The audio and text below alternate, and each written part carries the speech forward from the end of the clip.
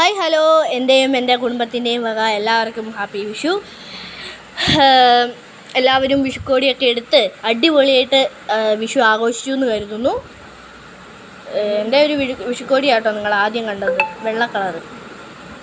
ഇത് ഞാൻ ആദ്യമായിട്ട് ചക്രം കത്തിച്ച ഒരു വീഡിയോ ആണ്. ഞാൻ ആദ്യമായിട്ടാണ് സത്യം പറഞ്ഞ ചക്രം കത്തിക്കുന്നത്. കമ്പൗണ്ടാണെങ്കിൽ പോലും ചക്രം കത്തിച്ചതിൽ എനിക്ക് സന്തോഷമുണ്ട്.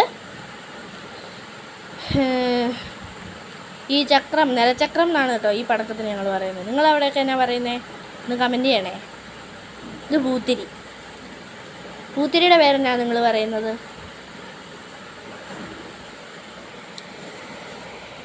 അച്ഛനും അമ്മയും ഞാനും കൂടെയാണ് പടക്കം കത്തിച്ചത്. അമ്മ പടക്കം കത്തിച്ചതൊന്നും വീഡിയോ എടുക്കാൻ പറ്റിയില്ല.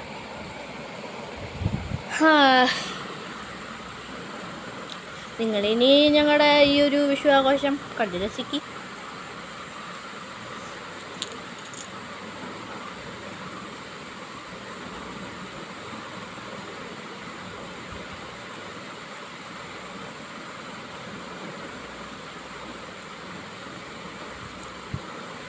അതിൻ്റെ ഇടയ്ക്ക് കയറി ഞാൻ ഹാപ്പി വിഷു എന്നൊക്കെ പറയുന്നുണ്ടേ. ഒരു സത്യം പറഞ്ഞൊരു പടക്കക്കട തന്നെയായിരുന്നു പ്രാവശ്യം. അച്ഛൻ്റെ ഒരു ഫ്രണ്ട് കുറച്ച് പടക്കം എനിക്ക് വാങ്ങിച്ചു തന്നിട്ടുണ്ടായിരുന്നു. ഈ വീടിൻ്റെ നിലത്തിൻ്റെ പണിയൊക്കെ ചെയ്ത ഒരാളാണ്. ഇടയ്ക്കിടയ്ക്ക് ഞങ്ങളിവിടെ വരാറൊക്കെ ഉണ്ട്. ഏട്ടൻ വാങ്ങിച്ചു തന്നാണ് കേട്ടോ കുറച്ച് പടക്കമൊക്കെ. പൂത്തിരിയാണ് കൂടുതലും ഉണ്ടായിരുന്നത്. ഒരു വെറൈറ്റി സാധനമുണ്ട്, നിങ്ങൾക്ക് ഉടനെ കാണാൻ പറ്റും. വെറൈറ്റി എന്ന് പറഞ്ഞാൽ ഞാൻ ആദ്യമായിട്ടാണ് വാങ്ങിക്കുന്നത്, അതുകൊണ്ടാണ് വെറൈറ്റി എന്ന് പറഞ്ഞത്. നോക്കോ ഇപ്പോൾ പൊട്ടും. ഠിം വെടിക്കെട്ട് സംഭവിച്ചിരിക്കുകയാണ്. ഞാൻ ആദ്യമായിട്ടാണ് ഈ സാധനം വാങ്ങുന്നത്, അതുകൊണ്ടാണ് കേട്ടോ ഞാൻ അങ്ങനെ പറഞ്ഞത്. പിന്നെ ഈ വിഷുവിന് ഒരു പണി പറ്റിയതെന്താണെന്ന് വെച്ചാൽ എൻ്റെ അമ്മയുടെ അച്ഛൻ്റെ ചേട്ടനോ അനിയനോ അങ്ങനെ കണ്ട ഒരാൾ മരിച്ചു. അതുകൊണ്ട് വിഷു കണി വയ്ക്കാൻ പറ്റിയില്ല. അതുകൊണ്ട് സാധാരണയായിട്ട് ചെയ്യാറുള്ള ചില കാര്യങ്ങളൊന്നും ചെയ്യാൻ പറ്റിയില്ല. എനിക്ക് കൈനീട്ടം കിട്ടി, ഈ പൂത്തിരി കത്തിച്ചു, ഡ്രസ്സും വാങ്ങി, കണി മാത്രം വയ്ക്കാൻ പറ്റിയില്ല. എല്ലാവരും അടിച്ചു പൊളിച്ച് വിഷു ആഘോഷിച്ചു എന്ന് കരുതുന്നു. പിന്നെ ഞാനൊരു കാര്യം ചോദിക്കാൻ മറന്നുപോയി.